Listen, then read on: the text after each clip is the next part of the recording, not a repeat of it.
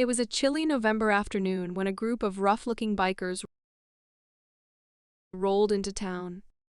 The Iron Vultures, known for their outlaw reputation and ties to the underground drug trade, had just finished a deal in the nearby mountains. They were a force to be reckoned with, terrorizing the streets with their high-powered motorcycles and their violent temperaments. The sun was setting, casting long shadows over the sleepy town as the bikers entered the local dive bar. They swaggered in, drawing eyes, making the regulars uneasy. The small town, once quiet and peaceful, had grown used to the occasional trouble. But this was different. The Vultures weren't just here to drink and break the law, they had a message. The air was thick with tension when a tall, muscular figure walked in through the door. He was dressed in military fatigues, the badge of the Anti-Narcotics Task Force, ANTF gleaming on his shoulder. Sergeant Jack Ace Carter, a decorated veteran of countless covert operations, had just come back from a long mission overseas. After years of service, Carter was back home, looking for some peace. But peace wasn't always found where it was expected. As the bikers glanced up, they saw him an anomaly in their world of lawlessness. The bartender, sensing trouble, tried to warn him, but Carter was already moving toward the bar. The bikers weren't used to being challenged, especially not by someone with the military poise and calm that Carter carried. They made their way over, and it didn't take long for the usual taunts to star "What's a soldier like you doing in a dump like this?" One of the bikers, a massive man with tattoos covering every inch of his skin, sneered. Carter glanced up, his face expressionless. "I'm just here for a drink. No trouble." The biker, who introduced himself as Slick, smirked and leaned closer. "I don't think you know where you are, soldier. This is our territory. You don't belong here. You think you can just walk in and act like a big shot." Carter didn't flinch. He had seen much worse in war zones. But his eyes narrowed. He knew this group wasn't just a bunch of drunks. They were part of something darker, something that ran deeper into the veins of the town. Before Carter could respond, the door to the bar swung open and more bikers entered. It was clear the Vultures were looking to make an example of him. They surrounded him, cutting off any escape.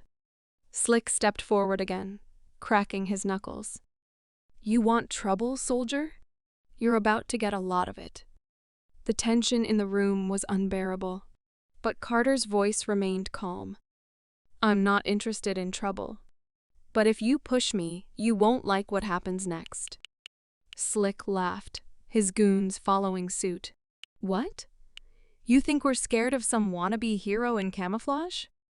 Carter stood up slowly, towering over the group. His calm demeanor shifted into something colder, sharper. The years of military training clicked into place. He wasn't just a soldier, he was a special operative with a mind for strategy and a body that could execute his every plan. Suddenly, the front door burst open again. This time, it wasn't more bikers. It was a team of federal agents from the Anti-Narcotics Task Force, led by Carter's former partner, a grizzled agent named Thompson. They had been tracking the Iron Vultures for months. Their plan was simple: take down the gang, seize their assets, and end their reign of terror. As the agents stormed in, the bikers scrambled, but Carter was already one step ahead. His military instincts kicked in, and before anyone could react, he had neutralized two of the toughest bikers with a few swift moves. He didn't fight to hurt, he fought to control, to incapacitate. He used the bar stools, the bottles, anything in reach, turning the bikers' arrogance into their downfall.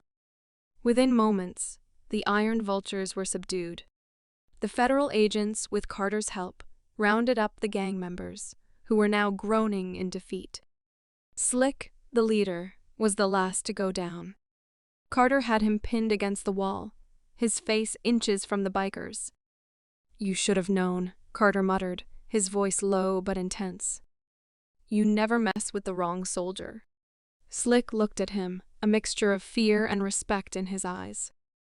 He had underestimated the man standing before him, underestimated the resolve of someone who had seen far too much and lost far too many. The biker couldn't say a word as the cuffs clicked shut on his wrists. As the agents carted off the bikers, Carter stood alone in the bar, catching his breath. Thompson came up beside him, shaking his head with a wry grin. "You always did like to make an entrance, didn't you?" Carter smirked back, his gaze lingering on the town outside. "Just doing my part, Thompson. Just doing my part." And as the sun sank behind the horizon, Carter knew one thing for sure. Peace might be hard to find, but justice would always be worth the fight.